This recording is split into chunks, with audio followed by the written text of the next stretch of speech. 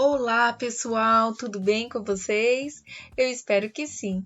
Aqui é a professora Marli e hoje nós vamos para mais uma aula de Ciências Humanas do livro Trilhas de Aprendizagens. E está na página 113, é continuação da atividade 1, só que agora é o exercício número 3. Tanto através do mapa como do gráfico, percebemos que alguns alimentos usados em nossa alimentação não são produzidos no estado em que moramos, que é o estado de São Paulo, que vocês já sabem. Às vezes, eles percorrem grandes distâncias através do nosso país até chegar em nossa escola ou em nossa casa. Para conhecermos as distâncias entre os diferentes lugares, podemos fazer uso de uma tabela, e é o que estudaremos a seguir. Então, observe a tabela que representa as distâncias terrestres através de rodovias entre algumas capitais brasileiras. Então, aqui tem algumas capitais brasileiras e as distâncias entre elas. Então, vamos às perguntas na página 114. Fazendo uso das informações nela representada, nela quem, Pro? Na tabela da página anterior. Descubra qual distância o alimento a ser transportado percorreria. Então, vamos lá. Entre as capitais de Porto Alegre e São Paulo, qual é a distância em quilômetro? Então, volta lá na página 113, na tabela, e procura onde está a capital Porto Alegre. Achou? Maravilha. Então, você vai agora procurar na tabela até cruzar com a nossa capital São Paulo. Quando você encontrar essa informação, é aqui que está a resposta, você vai escrever lá no exercício. Próxima. Entre as capitais de Salvador e São Paulo, a mesma coisa. Qual é a distância em quilômetro? Voltemos à tabela e vamos lá. Salvador está aqui. Você vai procurar percorrer aí na tabela até chegar em São Paulo. A informação que tiver na tabela, você vai anotar lá na resposta do exercício. Agora aqui, número 3, a terceira, escolha outra capital representada na tabela, em seguida forneça a distância entre ela e a nossa capital.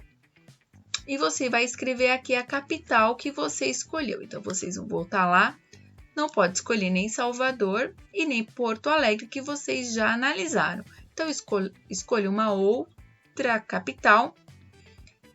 Vá até a nossa capital aqui, São Paulo, e verifique qual é a distância em quilômetros e anote aqui no exercício.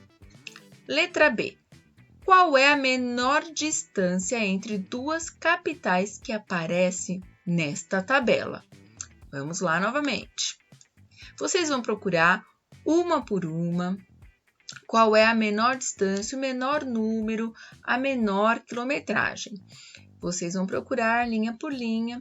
Eu, por exemplo, olhando aqui, eu verifico que tem aqui um número muito baixo, 120.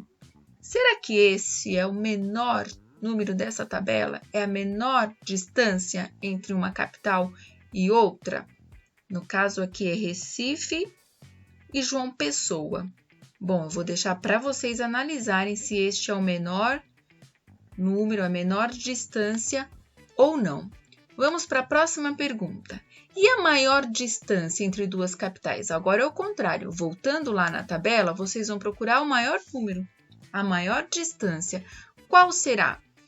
Aqui, por exemplo, eu já vejo o número 6.593. Será que este é o maior número? É a maior distância entre duas capitais, que aqui no caso é Boa Vista até João Pessoa? Ou vocês conseguem encontrar outro maior? Vou deixar para vocês fazerem essa análise. Letra D. Marque com um X as alternativas corretas, considerando as distâncias representadas na tabela. Então, vamos lá às alternativas. O arroz produzido no Rio Grande do Sul é transportado para São Paulo percorrendo a mesma distância que o arroz vindo do estado de Mato Grosso. Vamos lá à tabela. Mas, aqui na tabela não tem Rio Grande do Sul e nem Mato Grosso. Vocês se lembram que aqui está somente os nomes das capitais? E qual é a capital do Rio Grande do Sul? Para tirar essa dúvida, vocês podem recorrer à página 111, onde temos o mapa do Brasil. A capital do Rio Grande do Sul é Porto Alegre. Ela sim está na tabela. E a capital do Mato Grosso? Cuiabá. Será que ela está na tabela? Perdão, do Mato Grosso do Sul? Será que ela está aqui na tabela? Sim, está. Olha aqui, Campo Grande. Então, aqui, de Campo Grande até a nossa capital, São Paulo, nós temos 1.114 quilômetros. E de Porto Alegre até São Paulo, nós temos 1.109 quilômetros. E aí, eu pergunto para vocês, é a mesma distância? Igualzinho? Posso considerar que é a mesma distância? Sim ou não? Se vocês acham que sim, coloque o X. Se vocês acham que não, que são números diferentes, então não marque o X nessa alternativa. Então, essa ainda não é a correta. Vamos para a próxima. A menor distância percorrida pelos alimentos até a nossa cidade se dá em relação aos estados produtores da região Nordeste. Para isso, a dica que eu dou é que vocês façam essa verificação direto no mapa, fica muito mais fácil. Então, vamos ao mapa. Será então que essa distância dos alimentos da nossa cidade, a menor distância, está vindo dos alimentos produzidos na região Nordeste? Vamos lá. A região Nordeste está aqui, essa parte amarela. E aqui o nosso estado de São Paulo, está aqui onde está o cursor. Vocês acham que os alimentos vindo dessa região é a menor distância que pode ser percorrido dentro do nosso país? E aí? Vocês acham que sim ou não? Vamos à próxima alternativa. Os alimentos produzidos no estado do Paraná percorrem menor distância em relação aos alimentos produzidos no estado de Goiás para chegar até a nossa cidade. Vamos lá? O Paraná está aqui, bem próximo a São Paulo, e Goiás está um pouco aqui em cima na região centro-oeste. E aí? Qual distância é menor? Vocês acham que os alimentos vindos do Paraná chegam mais rápido em São Paulo do que os alimentos vindo de Goiás? Ou seja, qual é a menor distância? Qual chega mais rápido? Esse daqui, o Paraná, está bem próximo de São Paulo. E aí, eu vou deixar para vocês analisarem. Próxima alternativa. A maior distância percorrida pelos alimentos até a nossa cidade se dá em relação aos estados produtores da região norte, principalmente Paraná e Amazonas. Então, aqui, olha, ele está se referindo à maior distância. Vamos ao mapa? Aqui está a região norte, que é essa região em verde. Os estados do Amazonas e Pará. Vocês acham que é a maior distância que um alimento pode percorrer até chegar em nosso estado, São Paulo?